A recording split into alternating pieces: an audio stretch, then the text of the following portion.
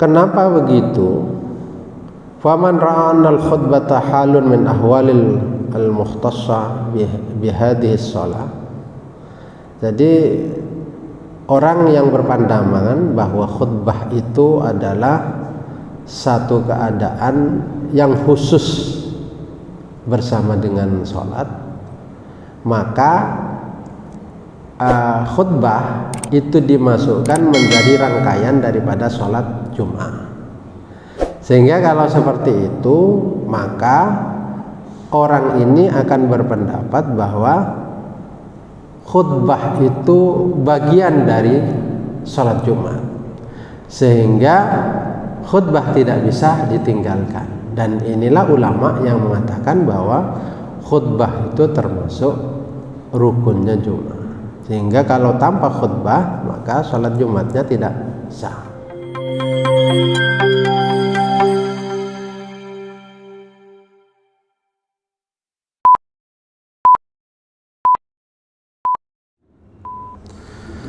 Assalamualaikum warahmatullahi wabarakatuh.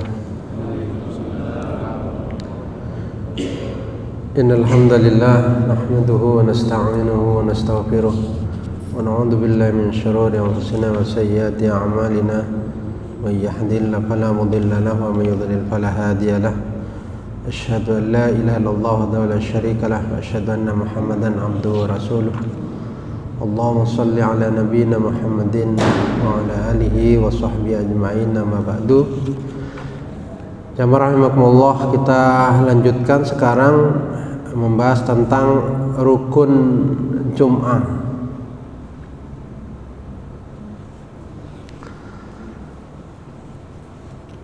Ittafaqal muslimuna ala annaha khutbatun wa rak'atani ba'dal khutbah. Kaum muslimin sepakat bahwa sesungguhnya Jum'ah itu terdiri dari khutbah dan 2 rakaat, yaitu salat 2 rakaat sesudah khutbah. Nah, ada beberapa hal yang lalu ulama berbeda. Kita bahas masalah fil khutbah. Yang pertama kita al-masalatul ula fil khutbah. Kita akan bahas pertama masalah khutbah.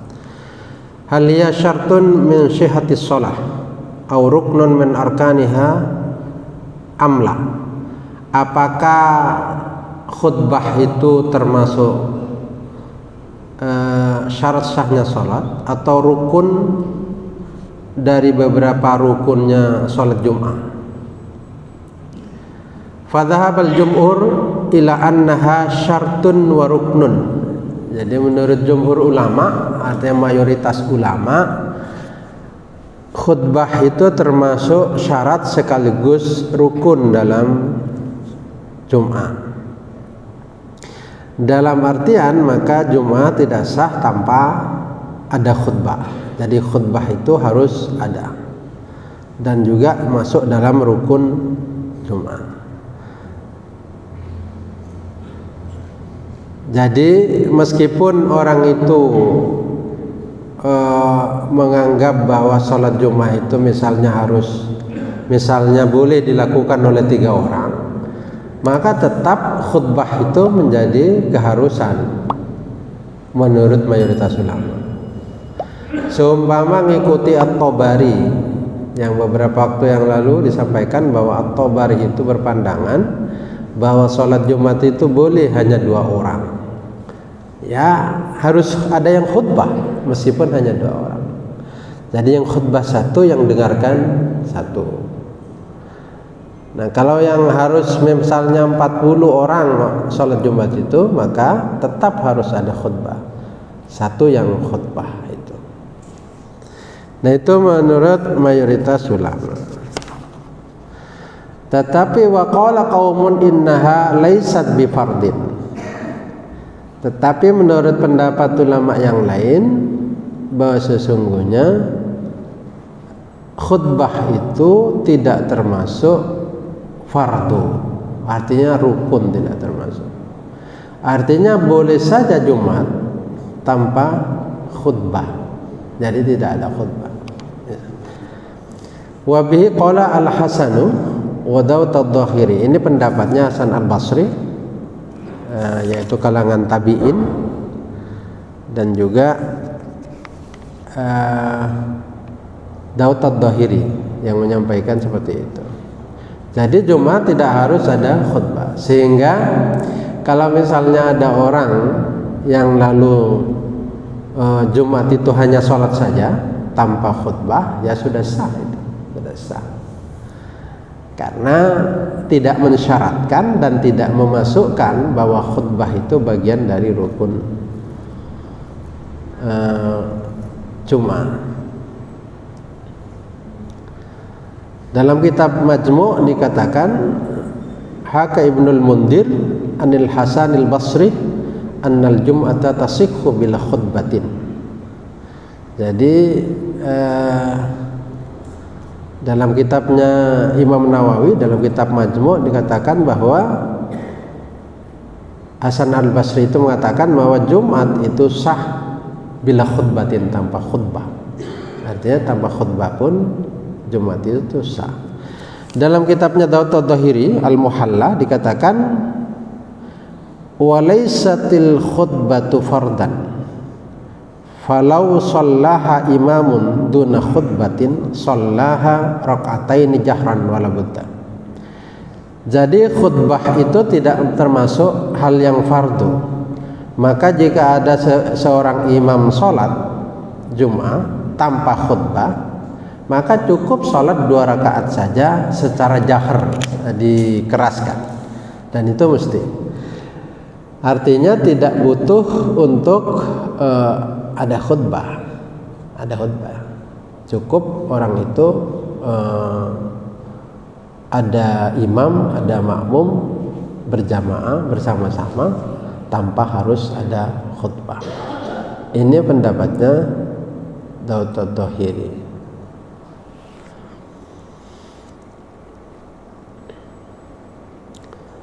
Kenapa begitu? Faman ra'ana al-khutbata halun min ahwalil al-mukhtassa bihadhihi shalah. Jadi orang yang berpandangan bahwa khutbah itu adalah satu keadaan yang khusus bersama dengan sholat, maka khutbah itu dimasukkan menjadi rangkaian daripada sholat Jumat. Sehingga kalau seperti itu, maka orang ini akan berpendapat bahwa khutbah itu bagian dari sholat Jumat, sehingga khutbah tidak bisa ditinggalkan. Dan inilah ulama yang mengatakan bahwa khutbah itu termasuk rukunnya Jumat, sehingga kalau tanpa khutbah maka sholat Jumatnya tidak sah, karena dianggap sebagai bagian daripada Jumat.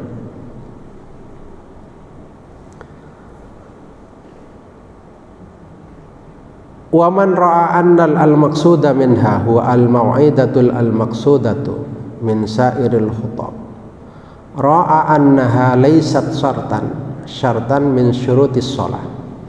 Kalau orang itu berpandangan bahwa yang dimaksud dengan khutbah itu adalah mau'idah saja, nasihat saja, sebagaimana khutbah-khutbah biasa, maka itu khutbah Jumat itu tidak menjadi syarat sahnya salat Jumat. Sehingga tanpa khutbah pun maka tidak apa-apa. Sehingga khutbah Jumat itu dipandang seperti khutbah hari raya. Hari raya tanpa khutbah tidak apa-apa.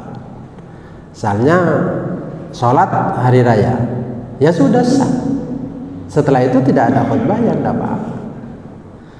Sehingga seumpama ada orang lalu sholat hari raya, ya mau sholat hari raya cukup sholat misalnya, lalu setelah itu ada kepentingan yang sangat mendesak, tidak mendengarkan khutbah, bagaimana sholatnya? Ya sah, karena memang khutbah hari raya itu tidak masuk dalam rangkaian sholat Jumat. Nah, Daud ad-Dhahiri dengan Hasan al-Basri itu berpandangan bahwa sama dengan itu, maka khutbah itu tidak masuk dalam rangkaian sholat. Sehingga khutbah Jumat itu dipandang ya mau'idhah, jadi hanya nasihat saja, sehingga tidak menjadi keharusan. Ini pandangan orang yang lalu menganggap khutbah itu tidak menjadi syarat.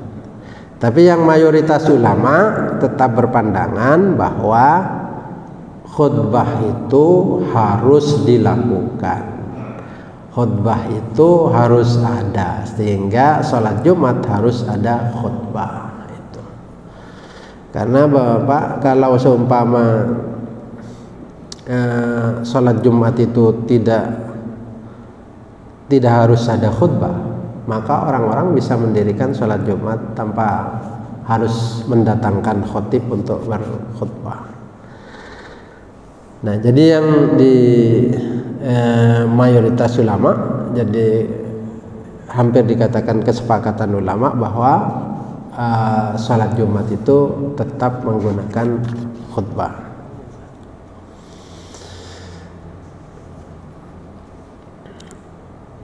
Selanjutnya adalah al-qadru al-mujzi'u minal khutbah, kadar yang mencukupi untuk khutbah. Artinya hal-hal yang itu menjadi khutbah itu sah. Khutbah itu sah. Jadi apa saja yang lalu khutbah itu dikatakan sah.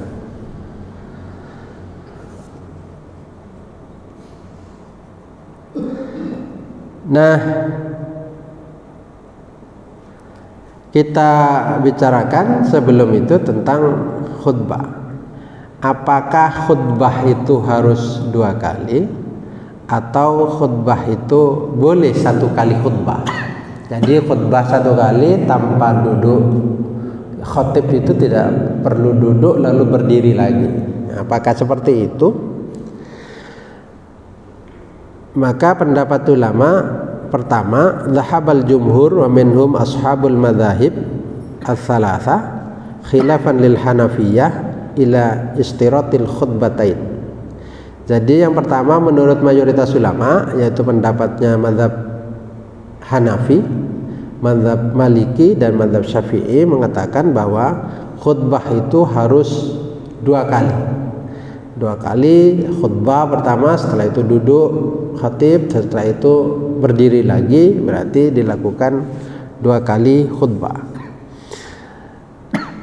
Dan ini harus menurut mayoritas ulama harus 2 kali khutbah.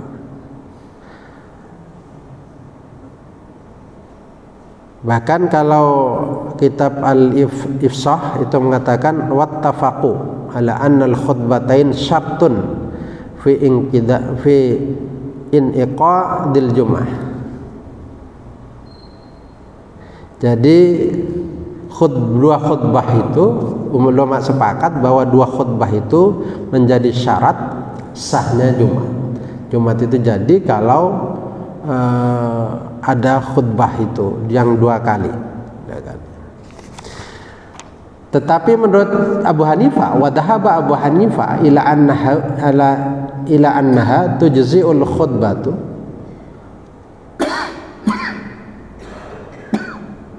tujzi'ul khutbatal wahidah. Jadi cukup 1 kali khutbah saja.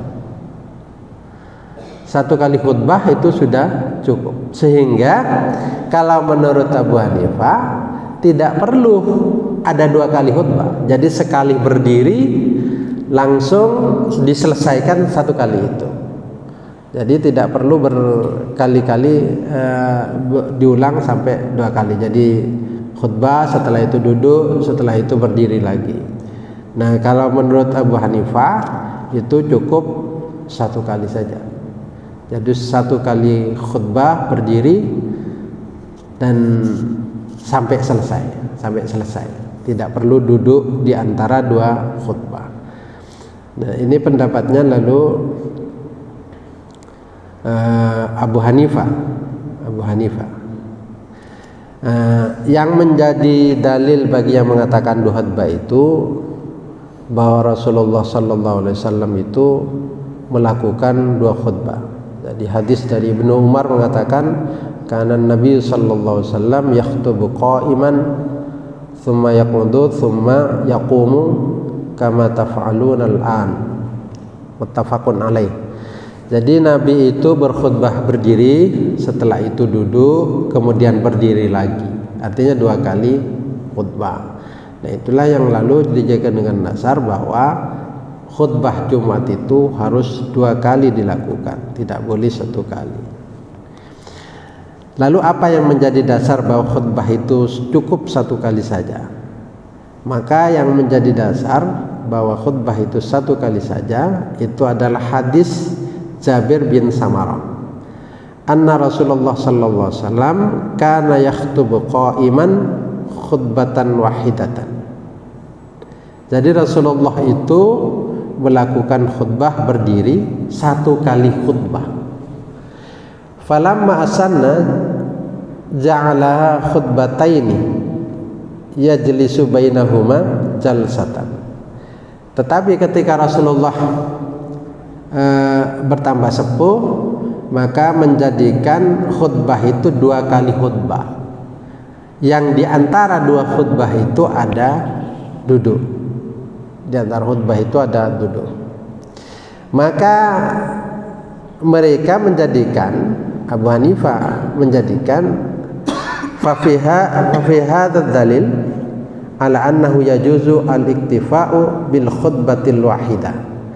Maka hadis ini dijadikan dasar bahwa khutbah itu cukup 1 kali saja. Cukup 1 kali. Artinya 2 kali boleh, tetapi 1 kali sudah cukup. Karena menurut pandangan mazhab Hanafi itu Rasulullah pernah melakukan khutbah 1 kali, tetapi ketika beliau mulai sepuh maka menjadikan khutbah itu 2 kali. Nah, itu yang lalu dijadikan dasar. Sementara ulama yang mengatakan khutbah itu harus 2 kali, nah itu yang jadi dasar adalah bahwa hadis-hadis Rasulullah menyampaikan bahwa Rasulullah itu melakukan 2 khutbah. Kalau dalam hadis Bukhari katakan anna Nabiy sallallahu alaihi wasallam kana yakhutubu khutbataini yaqudu bainahuma. Jadi Rasulullah itu melakukan khutbah 2 kali dan duduk di antara 2 khutbah. Nah, itu yang lalu menjadi dasar bagi ulama yang mengatakan bahwa khutbah itu harus 2 kali. Tetapi yang mengatakan khutbah itu boleh 1 kali karena memang Rasulullah pernah melakukan khutbah 1 kali, dan menurut hadis yang dipahami oleh mazhab Hanafi, sesudah Rasulullah itu mulai sepuh maka khutbahnya itu dilakukan 2 kali. Barangkali ini yang bisa disampaikan. Ada yang ingin disampaikan? Ya.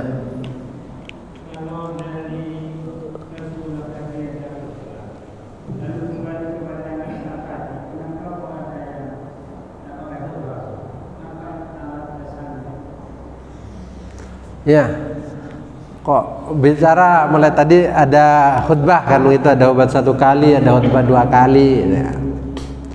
Kok masih ada yang berpendapat 1 kali khutbah, dan diantara yang berpendapat tidak khutbah. Kok dan diantara yang berpendapat bahwa tidak usah khutbah itu adalah tabi'in, artinya muridnya sahabat Hasan al-Basri. Al-Hasan al-Basri dan juga Tauta'i. Dalam pandangan mereka, ayat Al-Quran tentang Jumat itu kan tidak menyebutkan khutbah. Yang ada fas'au ila dzikrillah, bersegeralah untuk mengingat Allah.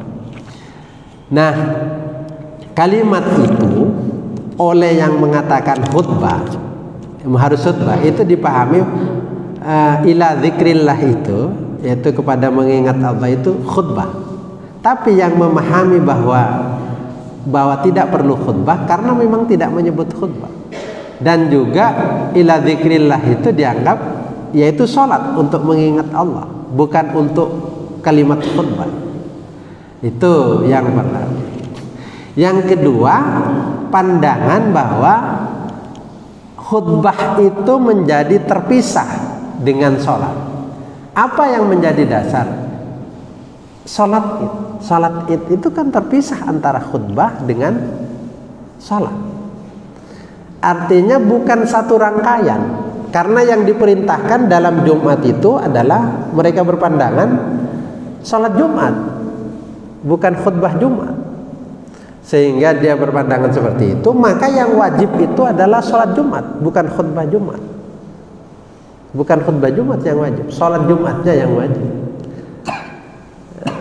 Sehingga tidak butuh terhadap keharusan untuk melakukan khutbah Jumat.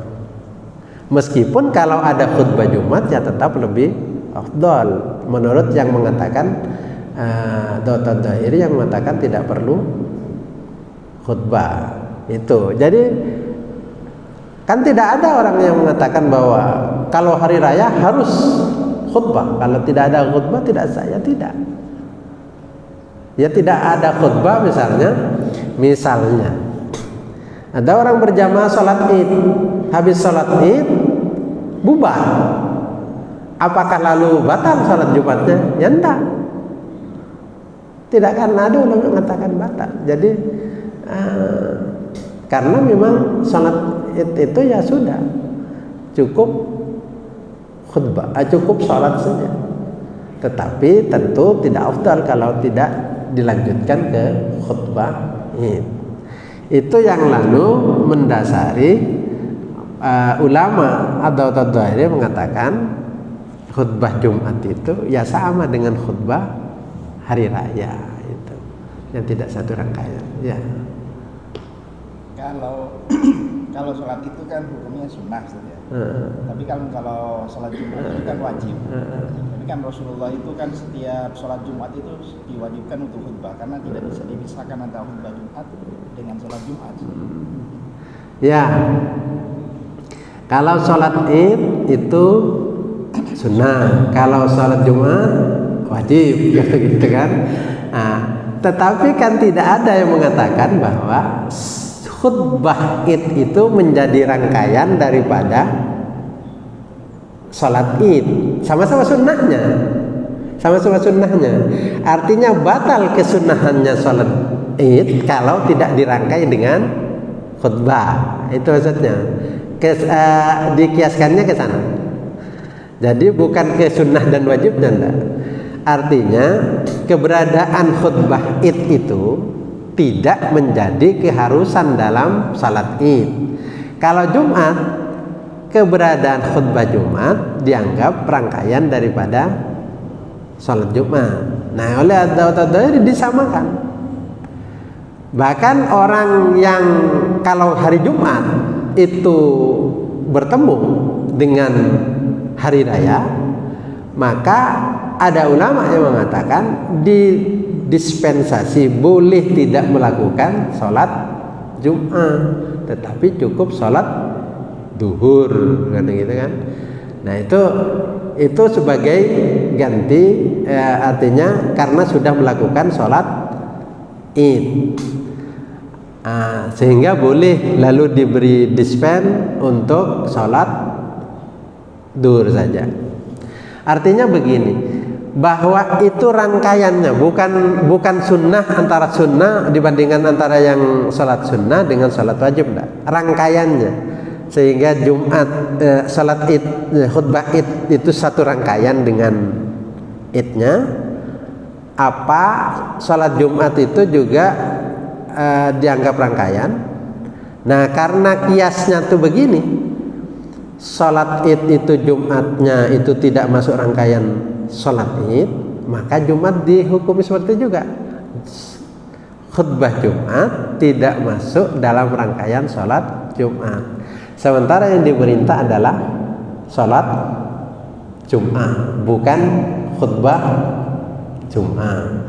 Sehingga kalau begitu khutbah dengan sholat Jumat itu tidak masuk rangkaian. Ya.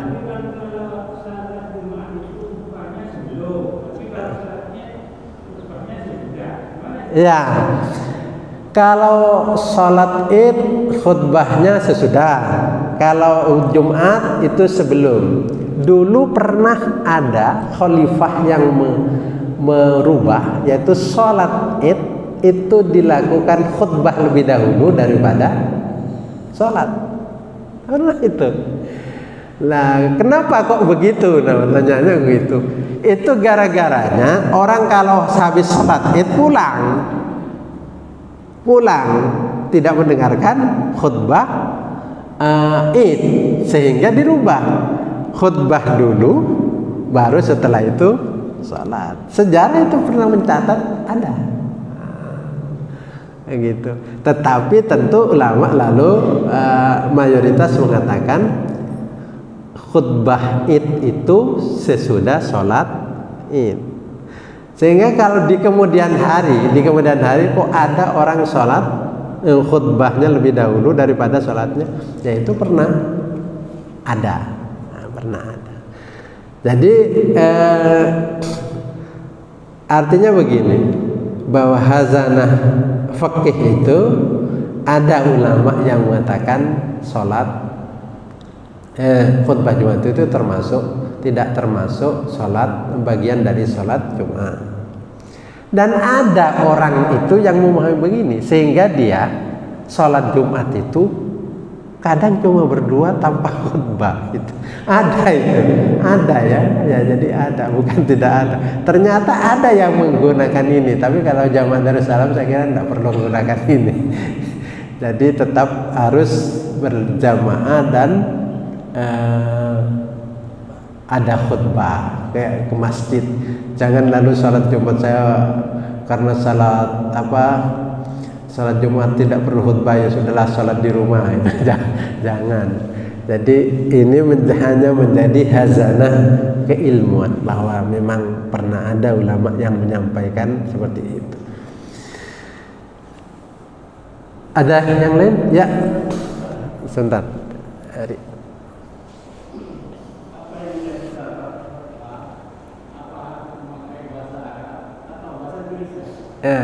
Ya. Apakah khutbah itu harus menggunakan bahasa Arab atau menggunakan bahasa Indonesia? Khutbah itu yang paling baik adalah khutbah yang berkhutbah khotibnya ngerti apa yang disampaikan, yang mendengarkan ngerti apa yang disampaikan khotib. Jangan lalu yang berkhutbah tidak ngerti apa yang disampaikan karena menggunakan bahasa Arab, yang mendengarkan tambah lebih tidak ngerti lagi. Karena ada di beberapa tempat yang menyampaikan khutbah ya tidak ngerti apa yang disampaikan karena cuma baca saja. Dan apalagi yang mendengarkan tambah mantuk-mantuk, itu mantuk-mantuk karena ngantuk, bukan karena ngerti. Nah, itu yang baik itu harus bahasa yang bisa dimengerti di tempat itu. Jadi para rasul, para penyampai risalah ini selalu menggunakan bahasa yang bisa dimengerti oleh daerah setempat. Sehingga seorang nabi, seorang rasul yang diturunkan di daerah misalnya bahasanya itu bahasa bukan Arab, maka tentu kitab sucinya bukan bahasa Arab gitu. Nah, sama dengan itu. Tapi nabi-nabi, rasul-rasul yang diturunkan di Arab, ya kitab sucinya tentu berbahasa Arab. Jadi yang baik itu tetap harus bahasa Arab. Tidak lalu menggunakan yang baik itu dengan menggunakan bahasa setempat. Bahasa setempat itu yang digunakan. Jangan lalu antara makmum dengan khotib sama-sama tidak mengertinya. Atau khotibnya mengerti tapi makmumnya tidak mengerti. Itu sama dengan berbicara sama orang yang tekan itu, tekan tidak ngerti. Itu silakan. Ya. Ya, sebenarnya yang membedakan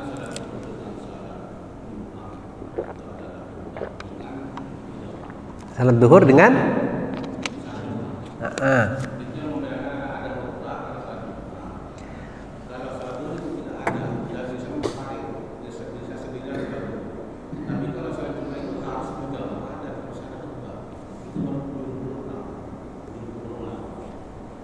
karena di situ dalam pemahaman Menteri Khutbah itu ada dua pendapat.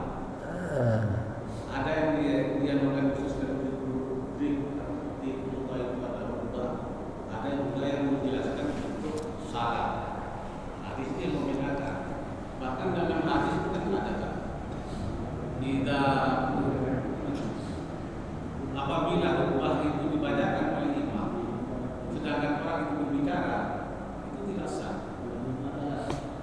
Itulah berarti kita tidak sependapat dengan yang istilahnya. Makanya kemarin jelas kalau ada pendapat, tapi bukan jumhur. Iya. Jadi kita harus diperjelas.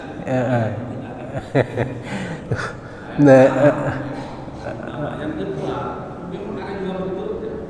Ketika misalnya makmum itu terlambat datang, tidak mengikuti dengan khutbah yang dibacakan oleh imam misalnya, itu apa salah tidak? Itu mengganggu wajib misalnya khutbah.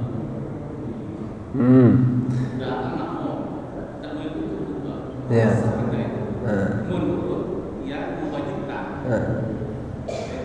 Jadi khutbah itu ada yang mengatakan harus, ada yang mengatakan tidak perlu, tidak menjadi kewajiban, itu kan. Ini menjadi perbedaan di kalangan ulama. Perkara tidak setuju ya tidak apa-apa, memang harus begitu. Artinya mengikuti mayoritas ulama, dan saya tidak berharap ada yang ngikuti, ya.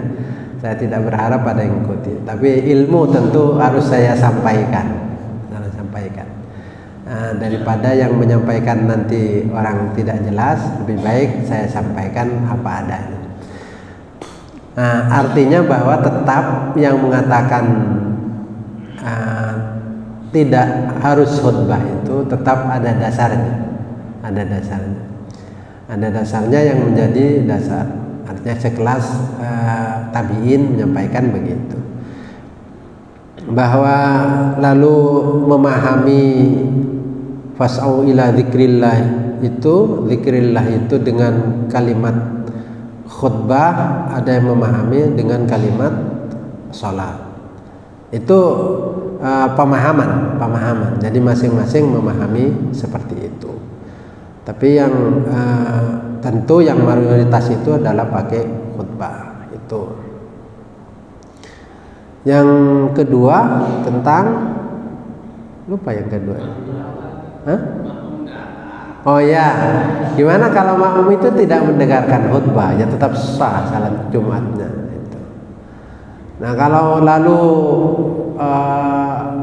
itu harus mengikuti khutbah, nampaknya banyak yang salat Jumat tidak sah itu, karena ada sebagian yang tidak ada mengikuti khutbah tapi tidak dari awal itu. Jadi tetap Jumatnya, salat Jumatnya itu sah.